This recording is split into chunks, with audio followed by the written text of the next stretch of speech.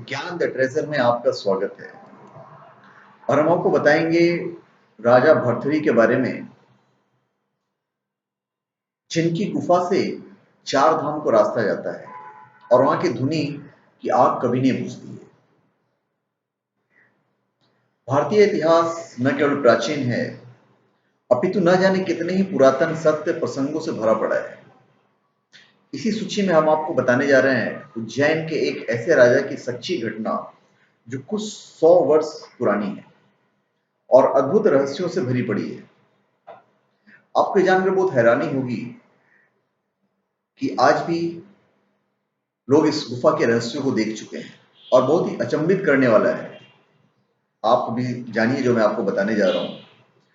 उज्जैन में भर्तहरि की गुफा स्थित है। इसके संबंध में यह माना जाता है कि यहां भर्तृहरि ने तपस्या की थी। यह गुफा शहर के बाहर एक सुनसान इलाके में है। गुफा के पास एक क्षिप्रा नदी बह रही है। गुफा के अंदर जाने का रास्ता काफी छोटा है। जब आप गुफा के अंदर जाते हैं तो सांस लेने में भी कठिनाई होती है। गुफा की ऊंचाई भी बहुत कम है, अतः अंदर जाते समय काफी सावधानी रखनी होती है। यहाँ पर एक गुफा और है जो पहली गुफा से छोटी है। यह गोपी चंद की गुफा है, जो कि भर्तृहरि का भतीजा था। वहां प्रकाश भी काफी कम है। अंदर रोशनी के लिए बल्ब लगे हुए हैं। इसके बावजूद गुफा में अंधेरा अंधेरा होता है। यदि किसी व्यक्ति को डर लगता है तो उस गुफा के अंदर अकेले जाने में भी डर लगेगा ही। यहाँ की छत बड़े बड़े पत्थरों के सहारे टिकी हुई है। गुफा के अंत में राजा भर्तृहरि की प्रतिमा है और उस प्रतिमा के पास ही एक और गुफा का रास्ता है। इस दूसरी गुफा के विषय में ऐसा माना जाता है कि यहाँ से चारों धाम का रास्ता है। गुफा में भर्तृहरि की प्रतिमा के सामने एक धुनी भी है, जिसकी राख हमेशा गर्म रहती है। अभी भर्तृहरि की गुफा और उसकी गर्म धुनी के बारे में आपको बताते हैं। उज्जैन की उज्जैनी के नाम से भी जाना जाता है उज्जैन को। उज्जैनी शहर के पास ही प्रतापी राजा हुए थे विक्रमादित्य। विक्रमादित्य के पिता महाराज गंधर्व सेन थे और उनकी दो पत्नियां थी।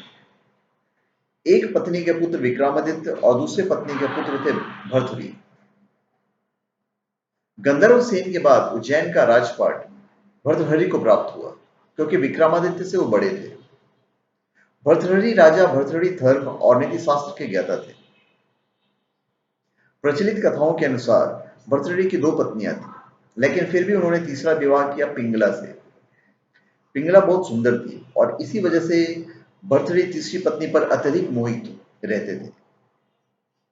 कथाओं के अनुसार भर्तृहरि अपनी तीसरी पत्नी पिंगला पर काफी मोहित थे और वे उस पर अंधा विश्वास करते थे। राजा पत्नी मोह में अपने कर्तव्यों को भी भूल गए थे। उस समय उज्जैन में एक तपस्वी गुरु गोरखनाथ का आगमन हुआ। गोरखनाथ राजा के दरबार में पहुंचे। भर्तृहरि ने गोरखनाथ का उचित आदर सत्कार किया। इससे तपस्वी गुरु अत्यंत प्रसन्न हुए। प्रसन्न होकर गोरखनाथ ने राजा को एक फल दिया और कहा कि यह खाने से वह सदैव जवान बने रहेंगे, कभी बुढ़ापा नहीं आएगा, सदैव सुंदरता बनी रहेगी। तो सोचिए उस फल का क्या हुआ होगा और भर्तृहरि जी ने क्या किया होगा। यह चमत्कार फल देकर गोरखनाथ वहां से चले गए। राजा ने फल लेकर सोचा कि उन्हें जवानी और सुंदरता की क्या आवश्यकता है। चूंकि राजा अपनी तीसरी पत्नी पर अत्यधिक मोहित थे, अतः उन्होंने सोचा कि यदि फल पिंगला खा ले तो सदैव सुंदर और जवान बनी रही। यह सोचकर राजा ने पिंगला को फल दे दिया। राजा पिंगला भर्तृहरि पर नहीं बल्कि अपने उसके राज्य के कोतवाल पर मोहित थी। यह बात राजा नहीं जानते थे। जब राजा ने वह चमत्कारी फल रानी को दिया तो रानी ने सोचा कि यह फल यदि कोतवाल खाएगा तो लंबे समय तक उसकी इच्छाओं की पूर्ति कर सकेगा।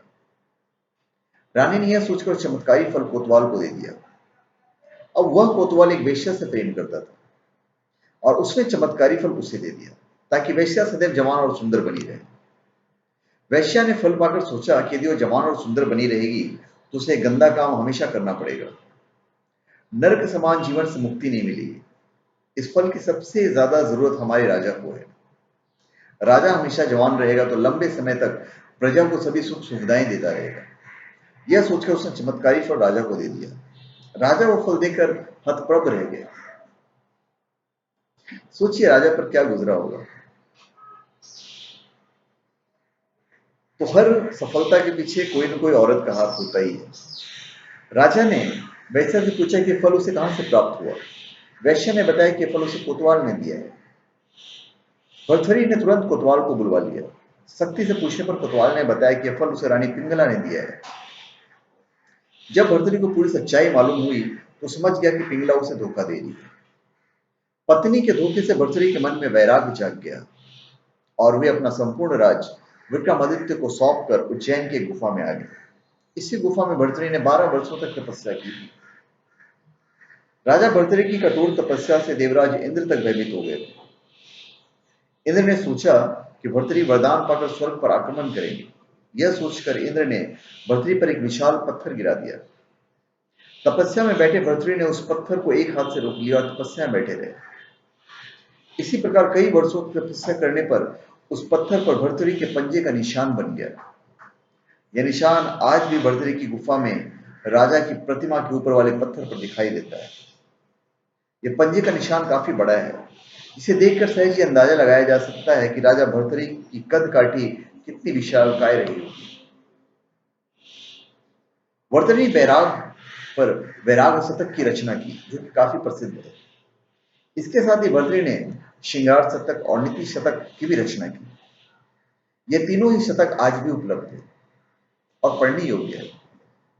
उज्जैन के राजा भर्तृहरि के पास 365 पाकशास्त्री यानी रसोइये थे जो राजा और उसके परिवार और अतिथियों के लिए भोजन बनाते थे। एक रसोइये को वर्ष में केवल एक ही बार भोजन बनाने का मौका मिलता था। लेकिन इस दौरान भर्तृहरि जब गुरु गोरखनाथ जी के चरणों में चले गए तो भिक्षा मांगकर खाने लगे थे। सोचिए हमारे देश में कैसे कैसे राजा हुए हैं। ये आपको कहीं और देखने के लिए नहीं मिलेगा, सिर्फ हिंदुस्तान, हमारे भारतवर्ष। अब जो भिक्षा पाके जब खाना वाना खाते थे तो एक बार गुरु गोरखनाथ जी ने अपने शिष्यों से कहा कि देखो, राजा होकर भी इसने काम, क्रोध, लोभ और अहंकार को जीत लिया है और दृढ़ निश्चयी है। शिष्यों ने कहा कि गुरुजी, ये तो राजाधिराज हैं, इनके यहाँ 365 तो बावर्ची रहते थे। ऐसे लोग भोग विलास के वातावरण में से आए हुए राजा और कैसे काम, क्रोध, लोभ रहित हो गए। गुरु गोरखनाथ जी ने राजा भर्तृहरि से कहा कि भर्तृहरि, जाओ भंडारे के लिए जंगल से लकड़ियां ले आओ। राजा भर्तृहरि नंगे पांव जंगल चले गए। जंगल से लकड़ियां एकत्रित करके सिर पर बोझा उठाकर ला रहे थे। गोरखनाथ जी ने दूसरे शिष्य को कहा कि जाओ उसको ऐसा धक्का मारो कि बोझ गिर जाए। चले गए और ऐसा धक्का मारा कि बोझ गिर गया और भर्तृहरि गिर गए। भर्तृहरि ने बोझ उठाया, लेकिन न चेहरे पर शिकन, न आंखों में आग के गोले, न उठ फड़के। गुरु जी ने चेले से देखा और कहा, देखा भर्तृहरि ने क्रोध को जीत लिया है। शिष्य बोले, गुरु जी अभी तो और भी परीक्षा लेनी चाहिए। थोड़ा सा आगे जाते हैं, गुरु जी ने योग शक्ति से एक महल रच दिया।